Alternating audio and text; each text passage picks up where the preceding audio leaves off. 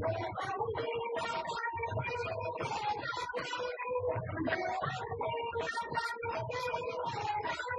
बरतानिया की अदालत का पेशकार हूँ।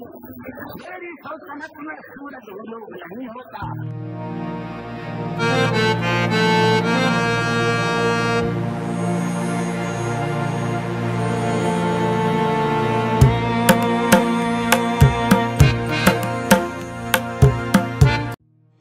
पीटीवी से नशर किया जाने वाला शाहकार ड्रामा अफशां 1946 के उस दौर की अक्कासी करता दिखाई देता है जब पंजाब में फ़िरक़ा वाराना मुस्लिम कुश फसादात ज़ोर पकड़ रहे थे।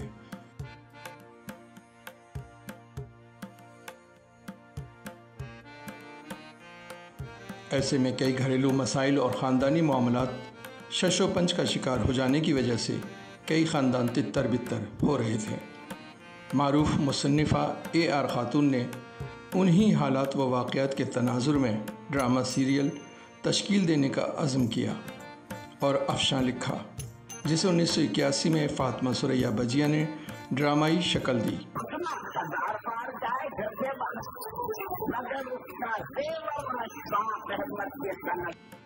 ख़ानदानी मामलात, रिश्तों के आपसी तनाज़ात, चपकलिश को पेश करती ये कहानी एक बड़े ख़ानदान पर मुश्तमिल अफराद की है, जहाँ बड़ों के हर फैसले पर छोटों ने सर झुका देना होता है।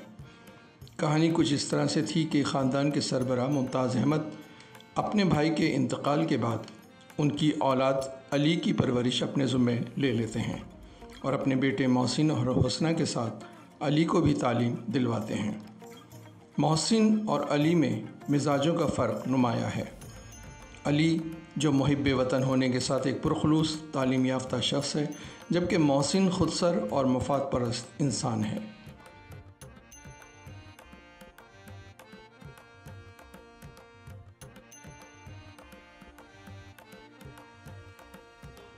अली के अच्छे गुण देखते हुए मुमताज़ अहमद अपनी बेटी हुस्ना की शादी अली से कर देते हैं।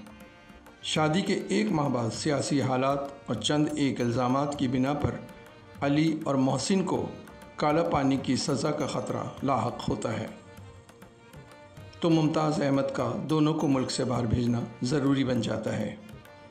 अली ना चाहते हुए भी हुस्ना के कहने पर और होने वाले बच्चे के लिए अफ्रीका जाने पर रज़ामंद हो जाता है। मोहसिन तो वहाँ जाकर शादी कर लेता है, जबकि अली वहाँ भी वतन के लिए पसे पर्दा फलाही तंजीमों के लिए काम करता है, जिसकी वजह से वतन वापस नहीं लौट पाता। और वक्त गुज़रता है, पाकिस्तान आज़ाद मुमलिकत के तौर पर नक्शे पर उभर कर सामने आता है और हुस्ना सब्र व तहम्मुल से अपनी तमाम तर ख्वाहिशों का गला घोंट कर बेटे को बड़ा करती है। फर्रुख अपने ख़ानदान में पलकर जवान होता है। इधर अली के ख़िलाफ़ ख़ानदान में कई अंदेशे सर उभारते दिखाई देते हैं और मुमताज़ अहमद को भी लगता है कि अली अब वापस नहीं आएगा, जबकि मामला इसके बरक्स था।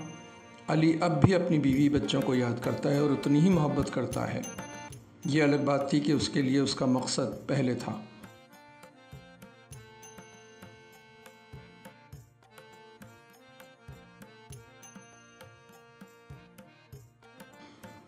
ये उस दौर की बात है जब राब्तों का फक़दान था, लोग महीनों अपनों से बात नहीं कर पाते थे। यही हालात इस ड्रामे में उजागर नज़र आते हैं।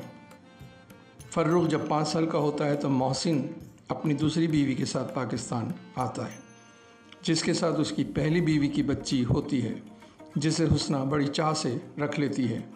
मगर मोहसिन को अपनी ही बेटी अफशां से नफ़रत है, वो उसके हकूक़ देना भी पसंद नहीं करता। अफशां और फर्रुख खेल कूद कर बड़े हो जाते हैं। फर्रुख को अफशां से मोहब्बत हो जाती है और रिश्तों की ये कहानी नशेब व फराज के साथ आगे बढ़ती हुई इख्तिताम को पहुंचती है। ड्रामे की कास्ट तवील होने की वजह से ख़ास फ़नकारों को किरदार के साथ पेश किया जा रहा है। शकील ने अली का किरदार अदा किया, आयशा खान ने हुस्ना का, ज़ैनब उमर अफशां, ताहिरा वास्ती नजमुस्सहर, रिजवान वास्ती आबिद, इम्तियाज़ अहमद डेविड, शफ़ी मोहम्मद मोहसिन, क़ुरबान जेलानी मोहसिन, बेगम खुर्शीद मिर्ज़ा आलमारा, इशरत हाशमी नसीरा, काजी वाजिद अशफाक अहमद, मोहम्मद शफ़ी एहसन, شہزاد فرخ، عرش منیر چچی، عذرا شیروانی روشن بیگم، مظہر علی شہریار، ہادی الاسلام ممتاز احمد و دیگر شامل تھے۔ شفیع محمد، جنہوں نے محسن کا کردار ادا کیا، آخری قسط میں بحالت مجبوری ڈرامہ چھوڑنا پڑا اور ان کا باقی ماندہ کردار قربان جیلانی کو ادا کرنا پڑا۔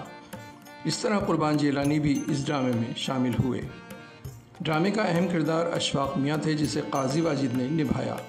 یہ کردار اس کہانی میں ریڑھ کی ہڈی کی طرح تھا کہ اگر یہ کردار نہ ہوتا تو ڈرامہ بے جان ہو جاتا۔